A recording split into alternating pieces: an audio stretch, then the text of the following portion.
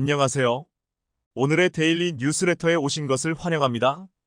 TV 토론에서 우위를 점한 것으로 평가받은 데 이어 모두를 놀라게 했던 암살 미수 사건에도 건재함을 과시하며 이대로 승기를 굳히나 했던 도널드 트럼프 전 미국 대통령.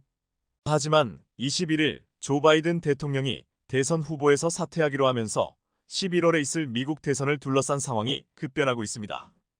바이든 대통령을 대신할 민주당의 새로운 후보로 카말라 해리스 부통령이 급부상하면서 트럼프 쪽으로 기우는가 싶었던 균형추가 뒤흔들리고 있는데요. 이에 따라 이대로 트럼프가 당선돼 그가 주장하는 대로 주한 미군을 철수시킬 것으로 예상되었던 한반도 정세도 격변할 가능성이 커지고 있습니다. 이런 가운데 트럼프 측에서 주한 미군 철수 등 그동안 대한민국을 이상하다 싶을 정도로 강하게 압박했던 이유를 밝혀 화제가 되고 있는데요. 미국 현지 시간으로 24일 바이든 대통령은 대선 후보 사퇴 이후 처음으로 공식 석상의 모습을 드러냈는데요. 이 자리에서 바이든 대통령은 나는 대통령 직책을 존중하지만 조국을 더 사랑한다. 새로운 세대에게 성화를 넘겨주는 것이 최선의 방법이라고 결정했다. 그것이 우리나라를 통합하는 가장 좋은 방법이다라며 부통령인 카말라 해리스에 대해 경험 많고 강인하며 유능한 파트너라고 해 사실상 자신을 대신할 후보로 해리스 부통령을 지지하고 있음을 밝혔습니다. 이에 따라 돌발 변수가 없는 한 해리스 부통령이 민주당의 새 대선 후보가 될 것으로 전망되는데요. 해리스 부통령은 여러모로 트럼프와 상반된 인물입니다. 생긴 것만 봐도 금발 백인 남성인 트럼프와 달리 해리스 부통령은 흑인과 인도계의 혼혈인 여성이며 정치 입문 이전 경력도 트럼프는 사업가였던 데 반해 해리스 부통령은 공직자인 검사 출신입니다. 그리고 무엇보다 해리스 부통령은 이미 80대인 바이든 대통령이나 팔순을 눈앞에 둔 트럼프와 달리 아직 만으로 60살도 안 됐습니다. 당선돼서 연임에까지 성공해도 퇴임 시 나이가 7순도 안 된다는 겁니다. 건강 면에서 봤을 때 국가 원수로 일하기에는 둘보다 훨씬 적합하다 알 수 있죠. 그래서 해리스 부통령이 새 후보로 거론되자 건강 문제로 바이든 대통령을 공격해 재미를 봤던 트럼프 본인이 오히려 건강 문제로 역공을 당할 거라는 이야기도 나오고 있는데요. 이를 말해주듯 해리스 부통령이 후보로 떠오르면서 바이든 대통령이 후보일 때 벌어졌던 트럼프와의 지지율 격차가 급격히 좁혀지고 있습니다. NPR과 PBS, 마리스트폴 등이 최근 실시한 공동 여론조사 결과에 따르면 응답자의 46%가 당장 대선이 치러지면 트럼프를 지지하겠다고 했고 45%는 해리스 부통령을 지지한다고 밝혔는데요. 트럼프가 저격을 당할 뻔했던 직후 여론조사에서 지지율이 50%를 넘어갔던 걸 생각하면 트럼프의 지지율이 빠지고 있음을 알 수 있습니다. 이번 조사에서 9%의 응답자가 후보를 결정하지 못했다고 답했으니 향후 지지율이 역전될 가능성이 충분히 있는데요. 둘만이 아니라 민주당과 공화당 외 제3당이나 무소속 후보들까지 포함시킨 조사에서는 이미 트럼프와 해리스 부통령이 42%로 동률을 이룬 것으로 나타났습니다. 게다가 로이터 통신에서 진행한 여론조사 등 다른 일부 여론조사에서는 오차범위긴 하지만 이미 해리스 부통령이 지지율 역전에 성공했다는 결과도 나오고 있습니다. 아직 대선까지 3달하고도 더 남았기에 이 지지율이 바뀔 가능성은 여전히 있지만 이전처럼 트럼프가 우세할 것이라고 장담할 수 없게 된 것만은 분명해 보이네요. 따라서 해리스 부통령이 당선될 경우 향후 미국의 대외 정책이 어떻게 될지에도 관심이 쏠리고 있습니다. 해리스 부통령은 바이든 대통령의 런닝메이트인 만큼 기존 바이든 행정부의 정책 기조를 이어받아 중국 견제 정책은 이어가되 트럼프와 달리 우리 대한민국을 포함해 일본 등 동맹국들과의 협력을 강화할 것으로 예상됩니다. 이에 따라 우크라이나 전쟁에 대해서도 집권 시 우크라이나에 대한 지원을 줄이거나 끊을 것으로 예상되고 있는 트럼프와 반대로 휴전 여부와는 별개로 우크라이나에 대한 지원을 계속 이어갈 것으로 전망되고 있습니다. 세계 평화를 지키는 경찰로서의 미국의 역할에서 발을 빼려는 트럼프와는 확실히 다른 행보인데요. 이러한 해리스 부통령의 정책 기조는 대한민국에도 트럼프와는 다른 방향으로 큰 영향을 미치게 될 것으로 보입니다. 대표적인 것이 주한 미군의 존치 여부인데요. 본인이 대통령으로 재임하던 시절부터 계속 주한 미군 철수를 주장하며 철수를 원하지 않으면 지금보다 훨씬 많은 방위비를 분담하라고 했던 트럼프와 달리 해리스 부통령은 트럼프 이전 정권들이나 바이든 대통령처럼 주한 미군을 계속 유지할 것으로 전망됩니다. 바이든 행정부의 대중국 견제 정책 및 대북 정책의 중요 요소 중 하나가 주한 미군을 바탕으로 한 억제력이어서인데요. 그렇기에 해리스 부통령 진영은 그러한 억제력 역할을 해온 주한 미군을 철수시키려고 하는 트럼프 진영의 대외 정책을 거세게 비판하고 있습니다. 중국과 러시아, 북한을 견제하는데 중요한 역할을 해온 동맹국인 대한민국에 힘을 주기는커녕 오히려 힘을 빼지 못해 안달인 것처럼 보이니 그럴만도 한데요. 이와 관련해 트럼프 측이 내세우고 있는 주장이 미국은 물론 국외에서도 큰 화제가 되고 있습니다. 주한 미군을 철수하는 것이 북한의 김정은을 통제하기 위한 방안 중 하나가 될 수도 있다는 겁니다. 이는 트럼프가 대통령이던 시절 백악관 국가안보보좌관이었던 허버트 맥메스터가 전망한 내용과 일치한데요. 맥메스터 전 보좌관은 22일 워싱턴의 보수 성향 싱크탱크인 허드슨 연구소가 주최한 온라인 대담에서 트럼프 후보가 당선되면 김정은 북한 국무위원장과 브로맨스를 재점화하려고 시도할 것이다 라고 주장했습니다. 그러면 김정은이 트럼프에게 미군이 한반도에서 철수하는 대신 내가 핵무기 몇 개만 갖게 해달라. 그러면 나는 장거리 탄도미사일 프로그램을 중단하고 핵 프로그램도 제한하겠다. 고 말할 것이라고 맥메스터 전 보좌관은 내다봤는데요. 다만 맥메스터 전 보좌관은 이러한 트럼프의 대외 정책 방향에 대해서는 그리 긍정적으로 평가하지 않고 있습니다. 그는 북한과 중국, 러시아, 이란 등이 원하는 것은 미국을 핵심 지역에서 몰아내는 것이라며 이를 통해 해당 지역에서 자신들의 지배력을 강화하려 할 것이라고 지적했습니다. 이는 우리 대한민국에 있어 자칫하면 큰 위협이 될 수 있는데요. 트럼프에 의해 주한 미군이 물러나게 된다면 부자 나라면서 동맹국이라는 이유만으로 안보에 무임승차하려 한다는 논리로 주일 미군 역시 철수시킬 가능성 또한 커질 게 불보듯 뻔합니다. 그렇게 미군이 인도태평양 지역에서 완전히 물러나게 된다면 중국이나 러시아가 이 지역의 패권을 잡으려 할 것이 뻔하지요. 그러면 러시아와 손을 잡은 북한이 남한에 대해 무슨 짓을 할지 장담할 수도 없고요. 미국의 도움? 트럼프는 김정은과의 협상을 통해 미국을 북핵 위협에서 구했다는 업적을 세웠다는 것만으로도 충분히 만족할 거기에 북한이 미국을 직접 공격하지 않는 한 그 이후에는 한반도 문제에 개입하지 않을 가능성이 큽니다. 그 이후에는 한반도 문제에 개입하지 않을 가능성이 큽니다. 그 때문에 트럼프가 집권할 가능성이 커지자 대두된 것이 자체 핵무장론입니다. 정말로 미군이 떠난다면 북한의 핵이나 중국의 막대한 군사력에 맞서기 위해서 우리도 핵을 개발해야 한다는 거죠. 트럼프의 전현직 측근들도 트럼프가 미군을 철수시킬 가능성이 클 거라고 생각하기에 한국이 핵을 갖는 것에 대해 부정적이지 않은데요. 트럼프 정권 때 국무부 장관이었던 마이크 폼페이오가 대표적인 예인데요. 폼페이오 전 장관은 북한이 핵무기를 개발하고 있는 상황에서 한국이 자체적인 억지력을 강화할 수 있다고 본다. 그렇다고 미국의 억지력이 줄어들 것이라고 생각하지 않는다며 한국이 핵무장을 하게 되는 것에 대해 긍정적인 입장을 냈습니다. 한국도 일본처럼 핵연료 제철이나 농축을 할 수 있게 트럼프 집권 2기 때 협상할 수 있겠냐는 질문에 대해서도 안 될 게 뭐가 있냐고 답했는데요. 폼페이오 전 장관의 말처럼 핵연료 제철이와 농축만 허락된다면 대한민국은 이미 기술적으로 핵무장이 가능한 상태입니다. 월성 원전 등을 비롯해 여러 원자력 발전소에서 나오는 핵폐기물들만 재활용해도 이론상 핵폭탄 수백 개는 거뜬히 만들 수 있는데요. 이를 날릴 수 있는 투사체 역시 현무 시리즈 등을 만든 기술력을 생각하면 충분히 만들어낼 수 있을 것으로 기대됩니다.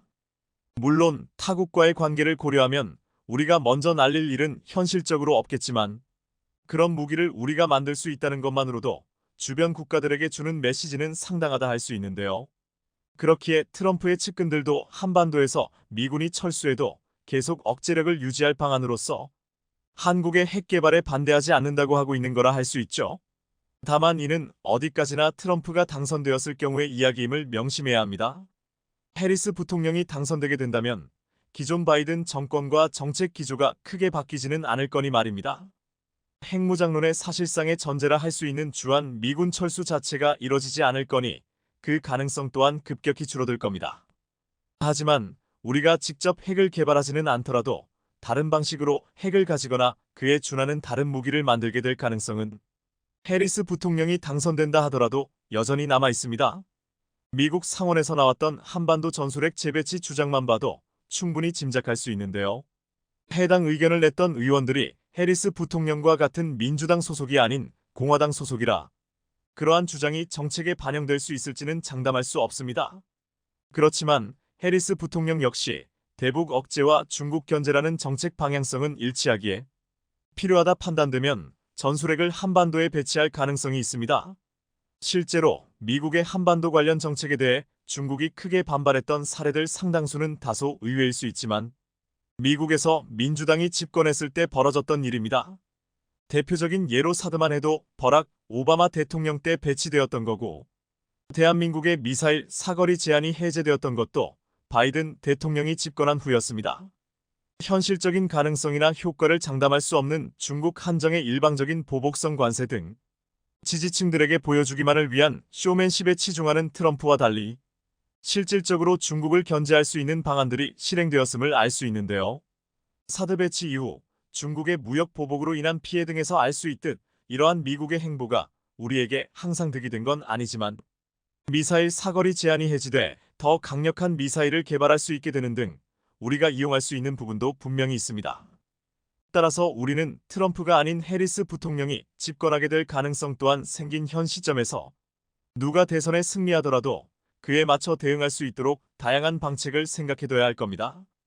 시시각각으로 변하는 정세 속에서 대한민국의 국익과 평화를 지킬 수 있는 현명한 선택이 이뤄질 수 있기를 바랍니다.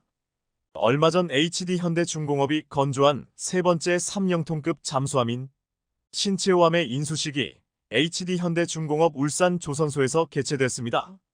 그런데 이 자리에는 한국 주요 관계자 외에도 캐나다, 호주, 페루 등 9개국 정부 관계자도 참석해 눈길을 끌었습니다. 마이클 L. 맥도날드 캐나다 연방상원의원과 마이클 제이콥슨 호주 잠수함 사령부 국장, 파울 두를로스 주한 페루 대사를 비롯해 미국, 필리핀, 폴란드, 콜롬비아, 에콰도르, 영국 등 총 9개국에서 온 정부 인사 및 군 관계자 20여 명이 자리했던 것입니다. 이들은 인수식 후 신체호함과 이지스함인 정조대왕함, 호위함인 충남함을 차례로 둘러봤는데요. 현재 캐나다, 페루, 호주, 필리핀, 폴란드 등은 K함정 수출 협력이 유력시되고 있으며 미국과는 방산 분야 MRO 즉 잠수함 유지, 보수 협력이 검토되고 있어 행사의 의미를 더했습니다. 현재 캐나다는 약 60조 원 규모의 신형 잠수함 도입 사업을 검토 중입니다. 호주는 약 10조 원을 투자하는 해군력 강화 프로젝트를 추진하고 있습니다. 페루는 함정 4척의 현지 건조 공동생산 우선협상 대상자로 HD현대중공업을 선정했습니다. 이번 신체호함 인수식에 보여준 미국, 호주 등 주요국들의 뜨거운 관심이야말로 한국 방산이 적기에 납품 기일을 맞추면서도 뛰어난 성능을 유지하고 있다는 점, 많은 나라들이 지금 한국 방산 그 중에서도 이제 잠수함까지도 한국 방산을 주목하고 있다는 점을 보여주고 있었습니다. 9개국 군 고위 관계자들이 직접 보려고 달려온 HD현대중공업의 신체호함은 한국 독자 기술로 설계 건조한 세 번째 3000T급 잠수함 발사탄도미사일 SLBM 잠수함입니다. 신체호함은 최신 연료 전지와 납축 전지 추진 체계, 최첨단 소음 저감 기술 등이 적용돼 잠수함의 작전 지속 능력과 은밀성, 생존성이 대폭 향상됐다는 평가를 받고 있는데요. 특히 전투 소나음파 탐지기 체계 등 주요 장비를 국산화했다는 점에서 의의가 큽니다. 또한 신체호함은 유도탄, 어뢰, 기뢰 등 다양한 무장 운용이 가능하며 수직 발사 체계에 탑재된 잠수함 발사탄도 유도탄을 운용하는 해상 기반 수중킬 CHAIN의 핵심 전력입니다. 다음으로 이번 9개국 고위 관계자들의 눈길을 사로잡은 군함은 한국형 이지스함 정조대왕함입니다. 이지스함은 고성능 레이더와 SM-23 등 중장거리 대공미사일을 이용해 목표 탐색부터 추적, 공격에 이르는 전 과정을 동시에 진행하는 통합형 이지스 전투체계를 탑재한 구축함을 말합니다. 한국은 2007년 해군의 첫 이지스함 세종대왕함 진수식이 열린 이래 2010년 율곡이 2함, 2012년 서해류 성룡함이 취업해 해군력을 한 차원 끌어올렸고 2022년에는 정조대왕함 진수식이 열린 바 있습니다. 한국은 세계에서 6번째로 이지스함 자체 건조가 가능한 국가로 올라섰고 앞으로 방산 수출에도 크게 기여할 것으로 기대되고 있는데요. HD 현대중공업 측은 최근 10여 년 동안 울산급 호위함 배치 2 선도함인 충남함, 이지스 구축함 배치 2 선도함인 정조대왕함에 이어 KDDX 기본 설계까지 수행한 국보급 인재들이 준비돼 있다는 점을 자사의 가장 큰 강점으로 강조할 만큼 잠수함 건조 기술을 자부하고 있습니다. 또한 이지스 구축함 건조 능력은 이미 미 해군도 인정하고 있습니다. 정조대왕함은 기술 원조국이라 할 수 있는 미국 이지스 구축함에 필적한다고 평가받는 반면 이지스 전투체계 도입비를 제외한 건조비는 미국의 절반 수준이고 건조 기간은 1년 가까이 짧기 때문입니다. 이제 HD 현대중공업은 세계 최고 수준의 이지스 구축함 건조 역량과 가성비를 동시에 갖추고 있어 역수출의 기회까지 넘보게 되었는데요. 이미 지난달 28일 페루로부터 호위함 등 함정 4척에 대한 현지 건조 공동생산 우선 협상 대상자로 선정되는 등 현재까지 총 18척의 해외 함정을 수주했습니다. 아울러 하나오션과 HD 현대중공업은 최근 잠수함 23척을 도입하는 폴란드의 오르카 프로젝트와 캐나다의 잠수함 12척 사업의 수주를 추진하고 있는데요. 이들 국가가 한국 잠수함 장보고 3배치 이의 개조형 수출이 가능할 것으로 기대를 모으고 있습니다. 이 외에도 페루, 호주, 필리핀 등이 우리 방산 업체들이 함정 수출을 타진하고 있는 것으로 알려져 우리 잠수함의 수출 기대감도 커지고 있는데요. 우리 해군 관계자들은 지난 2월 초 캐나다를 방문해 국방방산 협력 실무 및 확대 회의를 갖기도 했습니다. 지금 한국과 일본 사이에는 국가의 자존심을 내건 잠수함 수주전이 치열하게 전개되고 있습니다. 한일전의 무대는 캐나다와 호주입니다. 캐나다가 노후화된 만재 배수량 2455T의 빅토리아급 디젤 잠수함을 대체할 3000T급 신형 잠수함 12척 도입을 추진 중인데요. 캐나다 잠수함 수주 싸움은 한일 간의 단순한 명분 싸움이 아닙니다. 적게는 60조 원, 많게는 80조 원 규모로 추산될 정도로 영향가 있는 전쟁이기 때문입니다. 척당 구입 비용은 2조 3조 원가량이지만 운영 유지비를 포함한 총 수명주기 비용이 최대 80조 원대로 추산되는데요. 캐나다는 미국처럼 태평양과 대서양을 가진 데다 러시아와 중국에 점증하는 해상 위협과 이에 따른 대응력 확보가 필요해 빅토리아급을 대체할 신형 잠수함 도입 추진을 적극 검토하고 있습니다.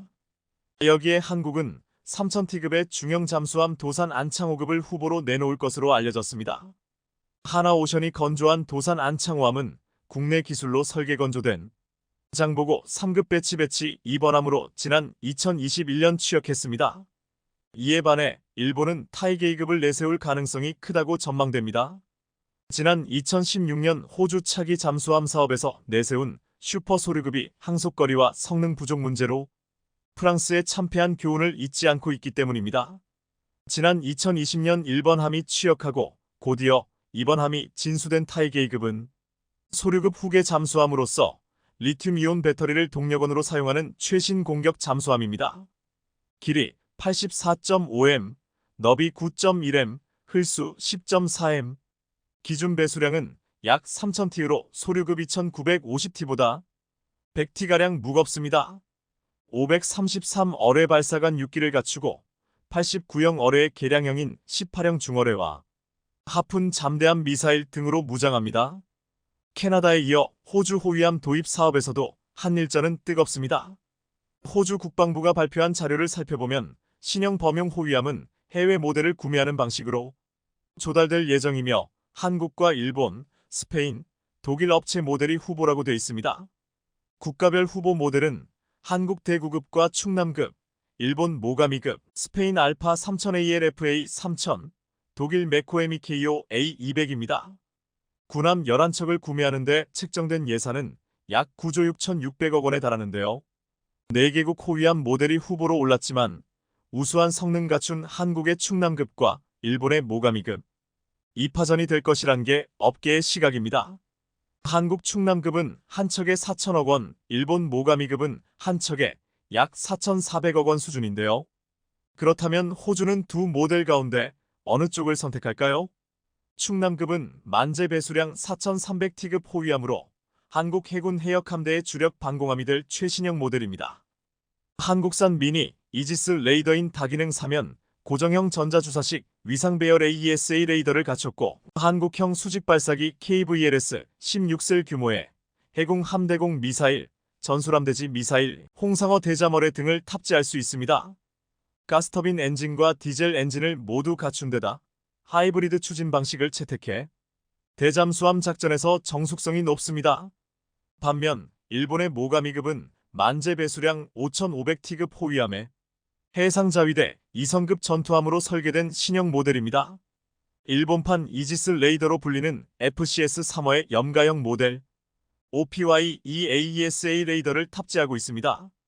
보조 전력으로 개발된 탓에 해상자위대의 다른 1선급 전투함보다 전체 성능이 떨어지지만 덩치가 큰 만큼 확장성이 우수합니다. 호주가 중시하는 대잠 센서의 성능만 놓고 보면 멀티스태틱 기술을 도입한 모가미급이 충남급에 비해 유리하다고 보는 전문가들도 있습니다. 하지만 이번 호주 호위함 도입 사업에서 모가미급이 충남급을 절대 뛰어넘을 수 없는 약점 한 가지가 있습니다. 바로 수출 실적입니다. 일본은 해외에 이렇다 할 무기를 수출해본 경험이 없는 나라입니다. 특히 수출 대상국 업체들과 협력해 기술을 이전하고 현지 생산 사업을 관리한 경험이 그야말로 전무합니다. 하지만 이번에 호주가 군함을 도입할 때 가장 중요하게 평가하는 부분은 바로 현지 업체와 협업이라고 알려져 있습니다. 그런데 한국은 하나오션, HD 현대중공업 두 업체 모두 군함 수출은 물론 해외 기술 이전, 현지 생산 사업 경험 등에서 일본과 비교 자체가 불가능한 우수한 커리어를 갖췄습니다. 또한 한국 조선업계의 수출형 전투함은 이미 필리핀호세 리잘급과 한국산 전투함이 필리핀 차기 초계함 사업을 수주할 가능성이 크다는 소식이 들려오고 태국 차기 호위함 사업의 유력 후보로도 거론되고 있는 중입니다. 인도네시아에선 아주 짧은 시간에 인도네시아를 잠수함 건조국으로 만들기도 했습니다. 하지만 그래도 변수는 있습니다. 스페인이 파격적 조건으로 출혈 경쟁에 뛰어들거나 일본이 정치적 영향력을 발휘할 가능성, 이 두 가지 변수를 배제할 수 없지만 다른 모든 면에서 뛰어난 한국의 전투함을 호주가 외면한다면 그건 호주 해군의 크나큰 실수로 기록될 것입니다. 잠수함과 전투함 사업에서 벌어지고 있는 한국과 일본의 수주전, 과연 누가 마지막에 웃을지 귀추가 주목됩니다. 지난 4월 18일 이들이 가장 두려워하고 있다는 한국 괴물 무기의 시험 장면이 공개되었습니다. 바로 현대로템이 유럽 수출을 겨냥하고 작십하고 만들었다는 30톤급 차륜형 장갑차 NWAV의 주행시험이었습니다. 지난해 10월 아덱스 2023에 현대로템의 30톤급 장갑차 실물이 최초로 공개되어 전 세계에 큰 관심을 받았는데 실제로 주행하는 장면을 드디어 보게 된 것입니다.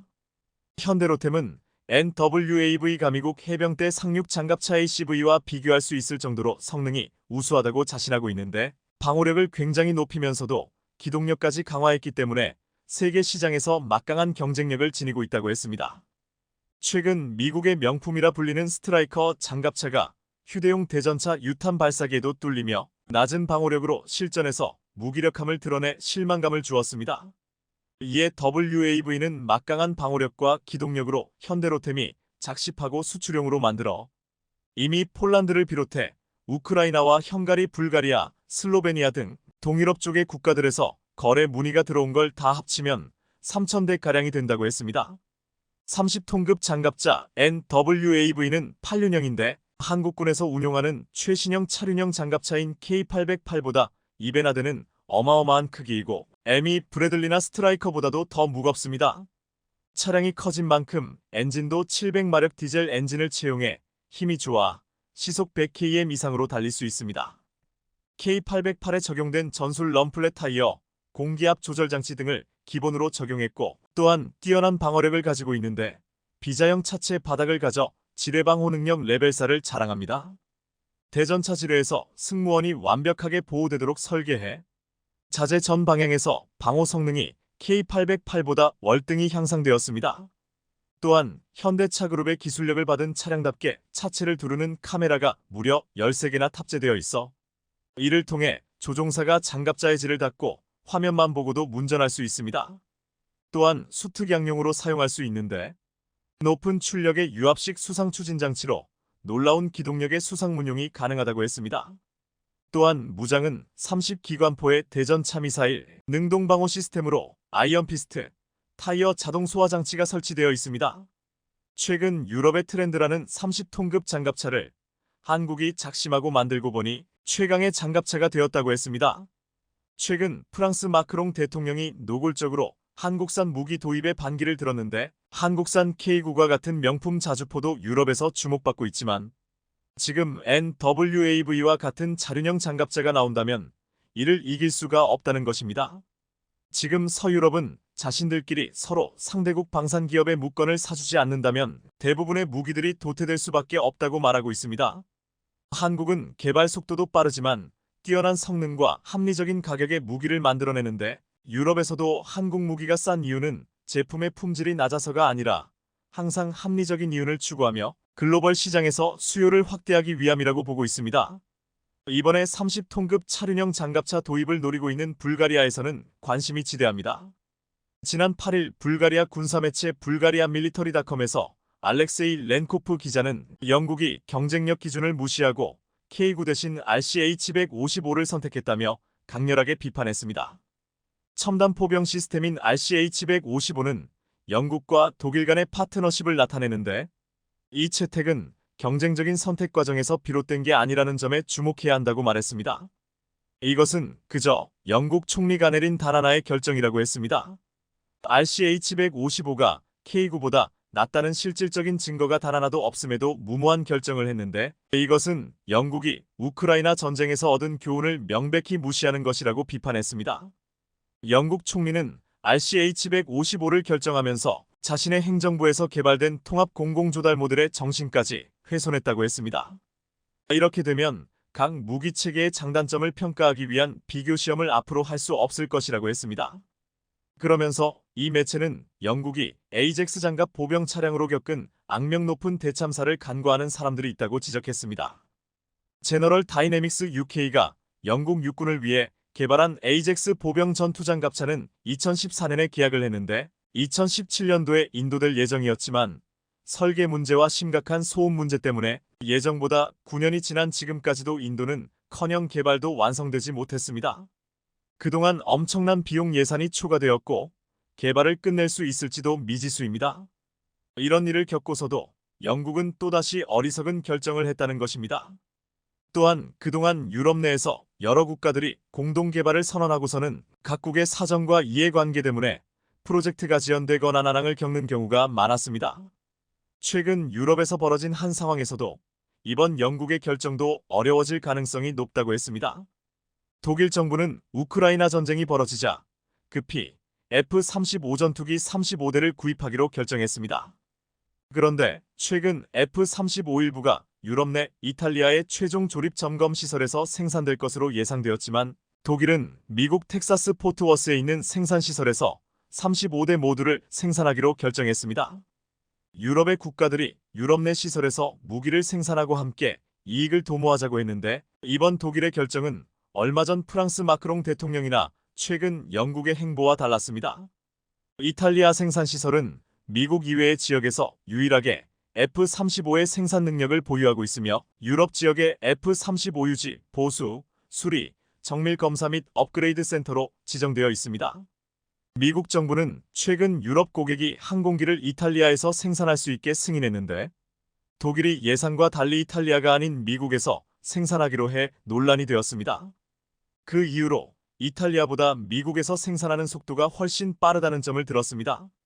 독일의 이번 결정으로 무려 1,090억 달러 150조 규모의 군사 현대화 자금 중 절반이 미국 방위산업체의 주머니로 들어가게 되었다고 했습니다. 이를 본 독일 탱크 부품 제조업체 대표는 대부분의 자금이 독일 기업으로 가지 않게 될까 두렵다며 독일에는 방위산업에 대한 전략적 방향이 부족하다라고 비판했습니다.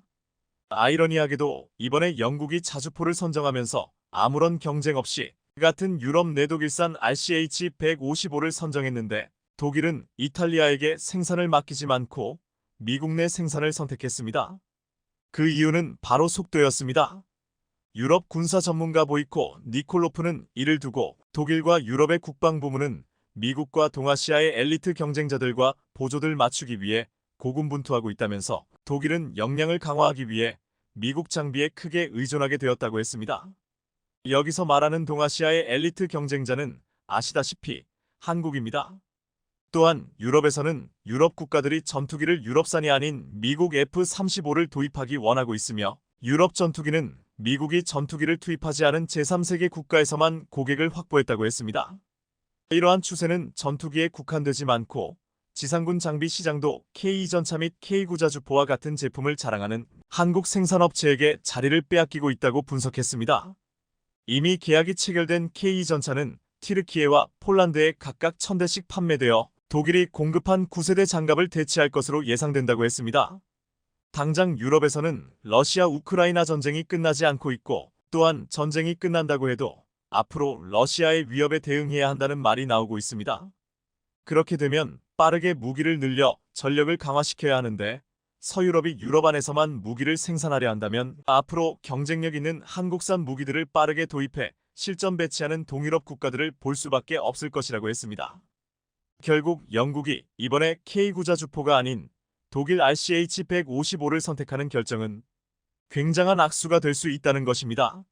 노르웨이도 K2전차가 독일산보다 2~5배 저렴하고 표적 획득 처리 속도가 더 빠르지만 결국 정치적인 이유 때문에 독일산을 선택했습니다.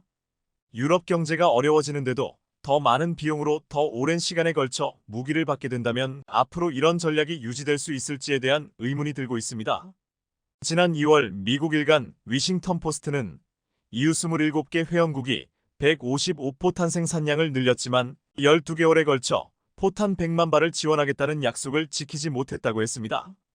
결국 이 약속을 지키지 못해 우크라이나는 러시아군을 저지할 포탄이 부족해 밀렸다는 것입니다. 우크라이나는 매달 최소 20만 발의 포탄을 필요로 하지만 유럽이 생산할 수 있는 포탄 개수는 여전히 월 최대 5만 발 안팎에 불과한 실정입니다. 이에 나토의 한 당국자는 모두가 국내 시장이 이일 보길 원하고 있다고 말하며 편협한 지역주의에 사로잡혀선 안 된다. 최선의 거래처가 한국이라면 우린 한국제를 사야 한다고 주장했습니다. 지금 독일과 프랑스, 영국 등 유럽 주요 방산업체들이 자국 내 무기 생산 능력과 성능을 높이는 동시에 수출을 막기 위한 암묵적 카르텔을 형성해 압박을 가하고 있습니다. 유럽이 K방산의 안방을 뺏길까봐 엄청난 견제에 나선 것입니다. 하지만 이 카르텔이 언제까지 지속될 수 있을지 모르겠다며 앞으로 EULH에서 개발이 지연되거나 이해관계가 충돌되면서 무기가 확보되지 못하면 또다시 이런 말이 나올 것이라고 했습니다. 편협한 지역주의에 사로잡혀선 안 된다. 최선의 거래처가 한국이라면 우린 한국제를 사야 한다. 눈엣 가시로 여겨졌던 인니가 이번에 제대로 뒤통수를 쳤습니다. 다름 아닌 최근 KF-21 기술 유출 가담 정황이 추가로 발견되면서 발칵 뒤집어진 건데요. 그런데 이 와중에 UAE가 인니의 자리를 대신해 KF-21 개발에 참여하겠다는 약속을 깜짝 발표하는 등 벌써부터 KF-21 블로기를 쓰고 싶다고 안달이 났다고 합니다. 이 소식에 다른 중동 국가에서도 마음이 급해지며 KF-21을 놓칠까 안절부절하고 있다는데 한국형 전투기 KF-21을 둘러싼 인도네시아와의 악연이 최근 절정에 다다르고 있습니다.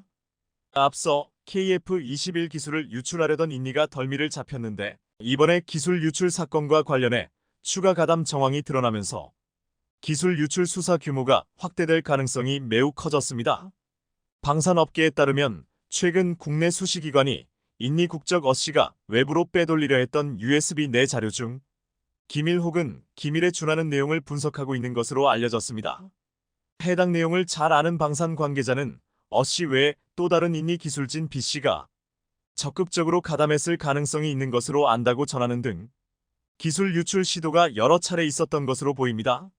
앞서 KF-21 공동 개발을 위해 KAI에 파견된 인니 기술진 17명의 리더 격인 어씨는 지난 1월 허가받지 않은 USB 여러 개를 가지고 퇴근하려다 검색대에서 덜미가 잡혔습니다.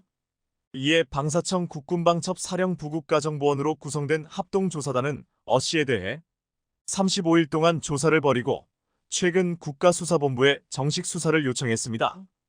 연이은 수사 과정에서 B씨도 주목하게 된 건데 현재 USB에 담겨있던 KF-21 설계 도면을 무단으로 촬영한 인물이 누구인지 우선적으로 들여다보고 있다고 합니다. KF-21 자료를 유출한 추가 인물에 대한 혐의점은 이 과정에서 불거졌을 가능성이 높은데요. 실제로 경찰은 포렌식을 비롯한 과학 수사를 통해 USB 기록 과정을 살펴볼 예정인데 이 과정에서 B씨도 입건할 가능성이 큽니다. 더구나 해당 USB에서 인이어로 작성된 다수의 보고서가 발견된 만큼 수사 대상자가 더 늘어날 가능성 또한 배제할 수 없습니다. 상황이 이러자 일각에선 인니 기술진의 KF-21 기술 유출 사건이 조직적으로 계획적으로 이뤄졌을 가능성이 상당하며 인니의 파렴치한 행각이 차츰 수면 위로 드러나고 있다고 분노했습니다. 그것도 그럴 것이 현재까지 공개된 바에 따르면 어씨가 가지고 나가려던 USB의 적게는 4,000건에서 많게는 6,600건의 자료가 담긴 것으로 알려졌습니다. 이에 대해 KAI는 USB 내 자료 중 유의미한 내용은 10건 미만이라며 이 중 일부는 기술 공유를 허가한 자료지만 무단으로 촬영된 KF-21 설계도면도 있다고 경계했습니다. 해당 USB에 KF-21의 3차원 모델링 프로그램인 카티아가 담긴 것 아니냐는 의혹도 제기됐지만 현재까지 밝혀진 내용은 없는 상태입니다. 카티아는 설계도면을 입체화한 것으로 KF-21 기술의 핵심으로 꼽힙니다. 그동안 KAI는 인니 기술진이 KF-21 기술을 자체 학습하는 과정에서 카티아나 이와 유사한 프로그램을 만들어 볼 순 있지만 KAI의 기술을 직접 유출하는 건 엄격한 통제 시스템상 불가능하다고 밝혀왔었습니다. 예민한 사안인 만큼 이번을 계기로 USB 내 자료가 언제부터 축적돼 왔는지도 밝혀져야 할 것으로 보이는데요. 관련 기술 정보를 놓고 인니 기술진들이 오랫동안 현지 관계자들과 공유했을 가능성이 있기 때문입니다. 그런데 뻔뻔하게도 인니 정부는 이런 일에 대해 완전히 모른 척하며 어영부영 넘어가려는 분위기인데요. 실제로 지난달 치러진 인니 대선에서 당선이 확실시되는 프라보어 수비안토 국방부 장관이 한국과 공동으로 개발 중인 KF-21 사업과 관련해 원만한 해결을 기대한다며 예상치 못한 답변을 내놓았습니다. 지난 6일 프라보어 장관은 우리 외교부 당국자와 만나 KF-21을 둘러싼 사안의 원만한 해결을 기대한다며 미래 양국 국방 협력의 토대가 되는 인적교류 확대에도 관심을 갖고 있다며 딴소리를 하며 모르쇠로 일관했습니다. 심지어 이 자리에서 프라보어 장관은 미납하고 있는 KF-21 분담금에 대해서도 이런 방구도 없었습니다. 인니는 2016년 KAI와 계약을 맺고 KF-21 개발비의 20%인 1조 7천억 원을 2026년까지 부담하기로 했지만 2019년 프라보어 장관이 국방부 장관이 된 후 예산 부족을 이유로 분담금 지급을 중단했고 지금까지도 제대로 내지 않아 1조 원을 연체 중입니다. 인니는 또 2019년 대우조선해양과 1조 3,400억 원 규모의 잠수함 세척 건조 계약을 체결했지만 아직 계약금도 내지 않아 계약이 미발효 상태인데요. 상황이 이런데도 변명은커녕 현재 수사 중인 인니 기술자들의 KF-21 자료 유출건에 대해서도 모른 척하며 넘어가려 하고 있습니다. 상황이 이러자 분노에 찬 방사청과 KAI가 인니를 버리고 다른 플랜에 들어갈 준비에 돌입했는데요. 앞서 UAE에서 KF-21 개발에 엄청난 관심을 타냈었는데 UAE와 손을 잡기로 하는 등 큰 결단을 내린 겁니다.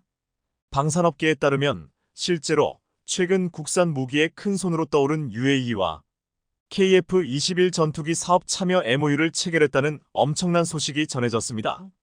앞서 UAE는 KAI가 생산하는 T-50 고등 훈련기 KF-21에 관심을 표명했었는데 특히나 KF-21을 UAE가 기존에 보유한 F-16을 대체하기 위해 눈독을 들어왔었습니다. 이에 방산 전문가들은 UAE가 미국과 F-35 전투기 구매를 위한 협상을 진행하다가 중단하면서 KF-21이 F-35의 대안으로 부상했다고 평가했었습니다.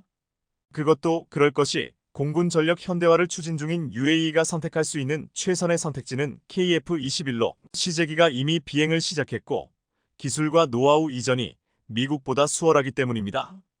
이런 이유로 이미 UAE 내부에서는 자신들의 방위산업 육성에도 도움을 줄 수 있는 전투기가 KF-21에 밖에 없다고 답을 내려놓은 상태였습니다. 그리고 이번에 UAE와의 KF-21 MOU 체결은 블록이 개발 사업부터 UAE가 참여하겠다는 의미로, 다시 말해서 KF-21 블록이 개발에 투자하겠다는 것으로 보입니다. UAE가 KF-21에 돈을 쓰게 되면 KF-21을 최대한 많이 생산해 단가를 낮춰야 하는 KAI와 한국 공군 입장에서는 대형 호재가 아닐 수 없는데요. 올해는 양국이 이런 내용을 담은 의향서를 작성한 상태로 내년부터 본격적으로 관련 협의가 시작될 것으로 보입니다.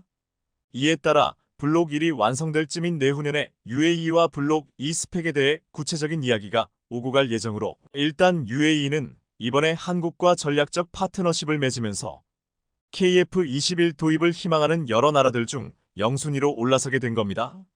이렇듯 UAE의 KF-21 채택은 중동 다른 국가들에도 좋은 사례가 돼 UAE가 중동 방산 수출의 허브 역할을 하면서 윈윈하는 효과를 낸다는 분석도 나옵니다.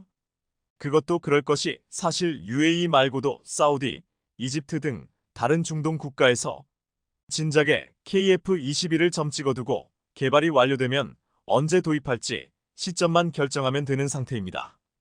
이들 국가들은 KF-21의 개발에 주목하고 있으며 지금의 FA-52 폴란드 등 동유럽을 휩쓰는 것처럼 머지않아 KF-21이 중동 지역에서 FA-50처럼 활약할 수 있다는 이야기입니다. 구체적으로는 재정 문제, 정치 등 여러 이유로 F-35를 도입할 수 없는 나라들이 KF-21의 잠재적 도입국이 될 것으로 보입니다. 특히나 현재 FA-50을 도입한 국가들도 KF-21을 연이어 도입할 가능성이 매우 큰데 KAI가 제작한 T-50이나 FA-50 경전투기를 사용한 국가들은 상호 운용성이나 안정성 측면에서 우수성을 이미 파악했기 때문입니다. 그렇기 때문에 같은 회사가 제작한 KF-21에 대해서도 기대감이 높은 상황입니다. FA-50, T-50 계열 항공기에 관심이 많은 이집트가 F-35 구매에 실패하면서 자연스레 다음 시선은 KF-21로 향할 것이라는 관측이 지배적입니다. 이집트는 4.5세대 전투기를 살 수 있는 나라로 KF-21가 방산 시장에 나오면 구입을 희망할 가능성이 높습니다. 여기에 더해 추가로 도입이 유력한 국가로는 태국이 있는데 태국은 이미 T-50 계열 항공기를 도입했고 동시에 F-35 구매 의사를 타진한 나라였습니다. FA-50 18대 도입을 결정한 말레이시아도 한국 방산의 큰손 폴란드도 KF-21을 선택할 가능성이 커 보이며 이 외에도 필리핀과 사우디에서도 러브콜이 이어질 것으로 보입니다. 이렇듯 한국 방위 산업에서 KF-21의 역할은 무척이나 상당히 중요해 보이는데요. 우선 우리 군에서는 결국 KF-21을 더 개량하고 발전시켜 국산 전투기로서 F-35를 빼고 나머지 모두 KF-21로 대체할 것으로 보이며 나아가 전 세계 방산 시장에서는 한국 방산의 경쟁력을 드높일 자존심이 될 것으로 보입니다. 앞으로 남은 KF-21의 개발 절차에 따라 지금처럼 잘 만든다면 전 세계 방산 시장에서 인정받는 전투기가 될 것이라는 사실은 믿어 의심치 않습니다.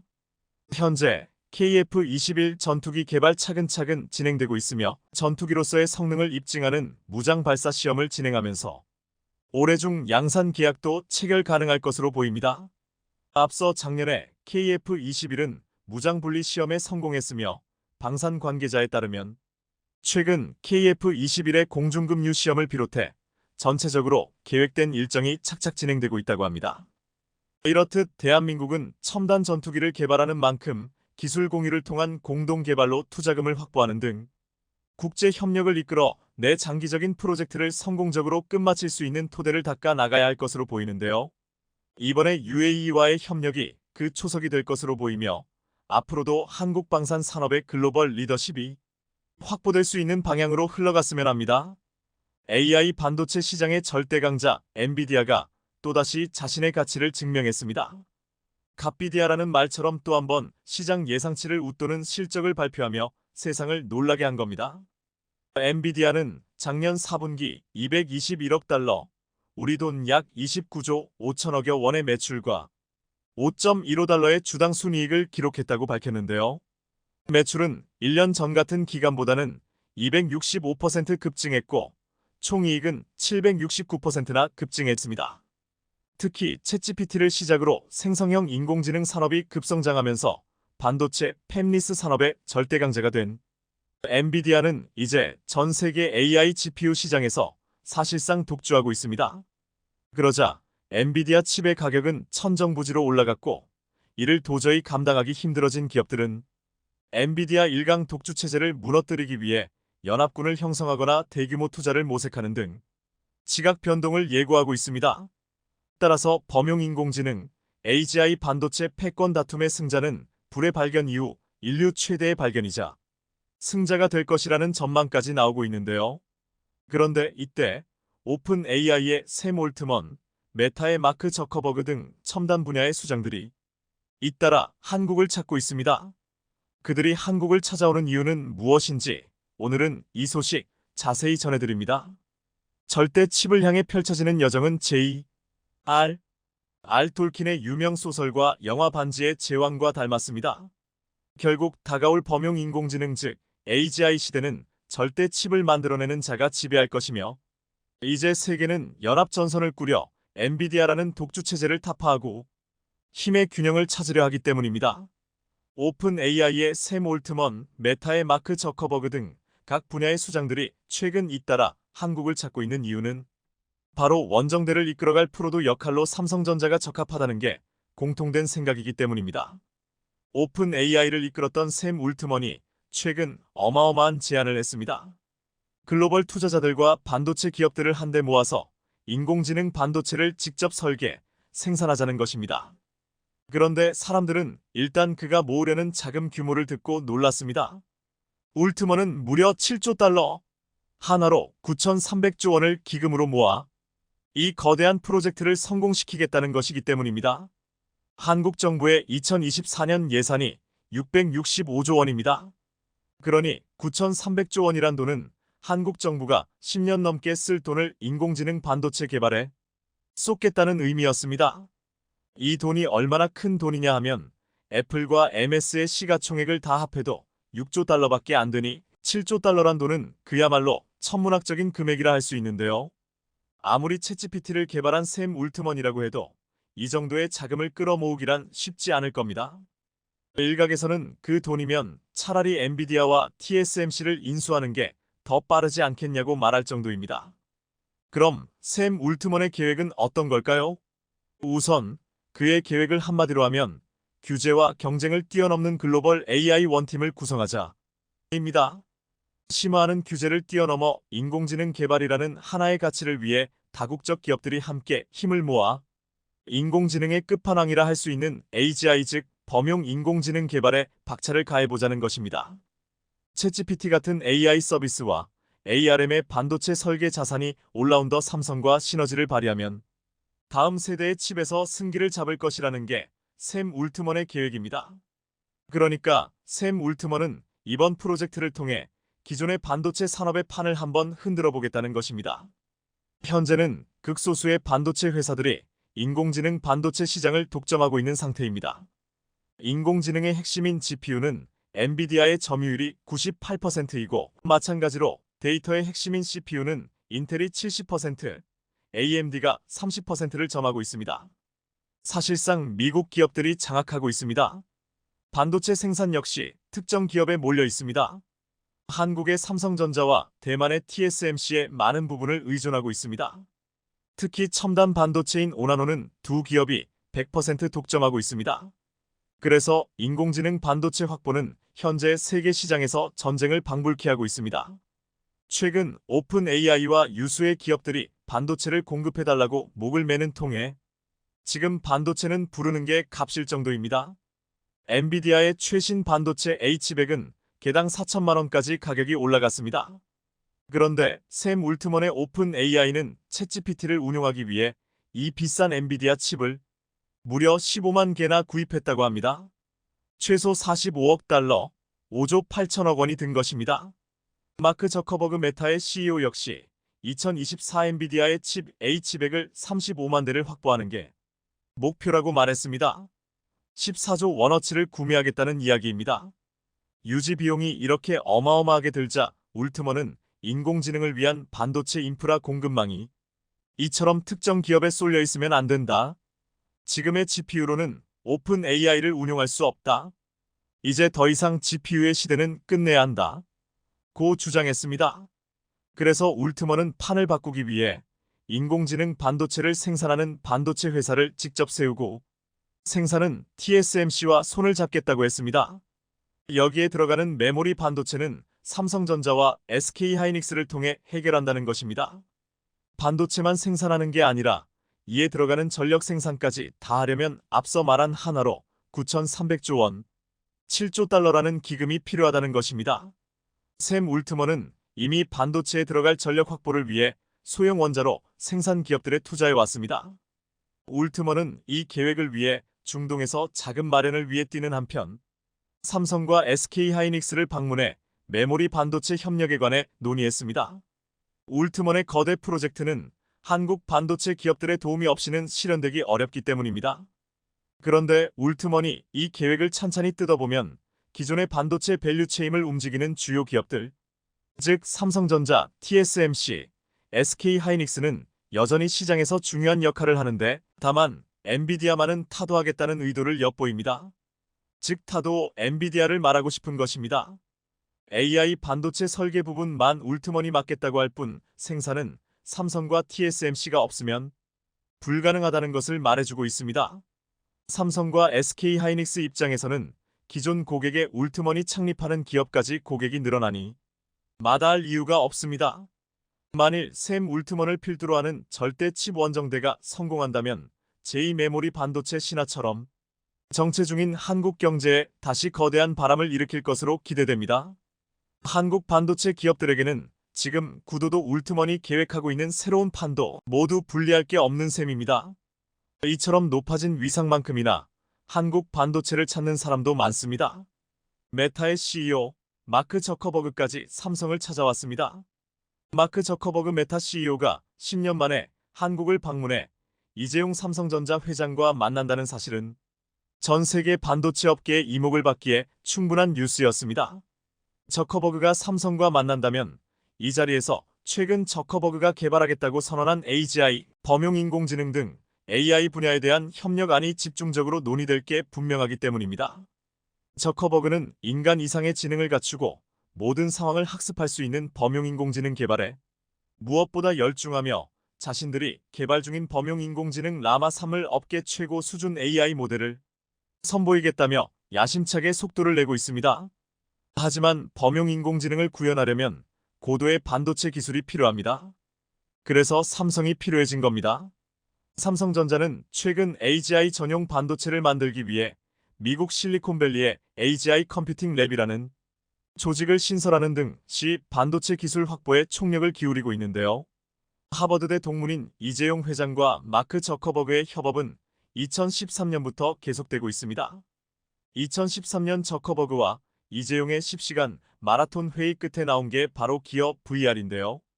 이번에는 또 어떤 협력안이 나올지 세계가 주목하고 있습니다. 그런데 인공지능 대장주로 떠오른 엔비디아에게도 아킬레스건은 있습니다. 그건 바로 L 반도체 공급사 TSMC라는 관측이 나오고 있습니다. TSMC의 생산 능력 등이 엔비디아의 실적을 제한하는 요인이 될 수 있다는 것인데요. 블룸버그 산하 연구기관인 블룸버그 인텔리전스 BI에 따르면 찰스 슌 BI 애널리스트는 최근 보고서를 통해 엔비디아의 올해 AI 반도체 열풍이 여전히 TSMC의 생산 능력의 벽에 부딪힐 수 있다고 평가했습니다. 엔비디아의 AI 반도체를 생산하려면 세계 최대 반도체 수탁 생산 기업인 TSMC의 첨단 패키징 공정 즉 칩온 웨이퍼온 서브스트레이트 COWS가 필요한데 여기에 병목 현상이 여전하다는 것입니다. 보고서는 시장조사업체 인터내셔널 데이터 코퍼레이션 IDC 자료를 근거로 엔비디아가 AI 반도체 주문을 모두 소화하기 위해서는 TSMC의 COWS 생산 능력 가운데 절반가량이 필요하지만 실제로는 3분의 1 정도만 확보한 상태라고 분석했습니다. TSMC는 올해 연말까지 지난해 말 대비 124%가량의 생산 능력이 확충될 전망이지만 AI 열풍 속에 엔비디아를 비롯해 AMD 브로드컴 등이 TSMC의 생산 능력을 차지하기 위해 경쟁 중이라는 것입니다. 패키징은 반도체가 제 역할을 할 수 있도록 외부와 전기적으로 연결하는 공정이며 외부 환경으로부터 보호하고 발열을 제어하는 역할 등을 합니다. 첨단 반도체 생산이 기술적으로 갈수록 어려워지고 비용도 많이 드는 추세 속에 최근에는 패키징의 중요성이 부각되고 있는데요. 반도체의 모든 부분에 최신 공정을 사용하는 대신 각 부문을 더 효율적으로 패키징할 경우 비용을 줄이면서도 성능을 개선할 수 있기 때문입니다. 보고서는 아울러 엔비디아가 TSMC 4나노 NM10억분의 1M 반도체 부문의 생명줄 역할을 할 가능성도 있다고 전망했습니다. 엔비디아가 향후 출시될 B100 반도체에 TSMC의 4나노 공정을 사용할 것으로 전망되며 이 경우 TSMC의 4나노 5나노 생산 능력 활용을 최적화할 수 있기 때문입니다. 4나노 5나노는 TSMC 전체 생산 능력의 12%가량을 차지하고 지난해 매출에서 3분의 1을 담당했는데요. 올해는 다른 고객사인 애플, 퀄컴 등이 3나노로 옮겨가면서 TSMC의 4나노 5나노 생산 능력이 남아돌아 성장에 부담이 될 수 있는 상황이었습니다. 그런데 엔비디아가 TSMC의 4나노를 구매할 경우 매출에 큰 도움이 될 것이란 이야기입니다. 하지만 TSMC 혼자 모든 물량을 담당하긴 어렵고 삼성전자는 4나노, 5나노 반도를 생산할 수 있는 유일한 대안이 될 가능성도 커졌습니다. 더구나 TSMC의 전망이 장밋빛인 것만은 아닙니다. 특히 일본의 반도체 공장 지은 것은 무리수였습니다. TSMC의 일본 구마모토 공장이 문을 열면서 반도체 업계는 한층 더 기술 경쟁이 격화할 것으로 전망되는데요. 일본은 다시 반도체 르네상스가 시작되었다며 반겼지만 지진과 재해, 쓰나미가 일상적인 일본에서 과연 반도체 르네상스가 열릴지는 의문입니다. AI 반도체 시장에서 엔비디아의 독주는 이어질 것인지 아니면 이를 대항하며 만들어진 새로운 연합군에게 반격의 기회가 찾아오게 될 것인지 귀추가 주목되는 가운데 어떤 국면에서도 삼성전자와 한국 반도체는 새로운 기회가 될 것이란 전망이 나오고 있습니다. 시청해주셔서 감사합니다.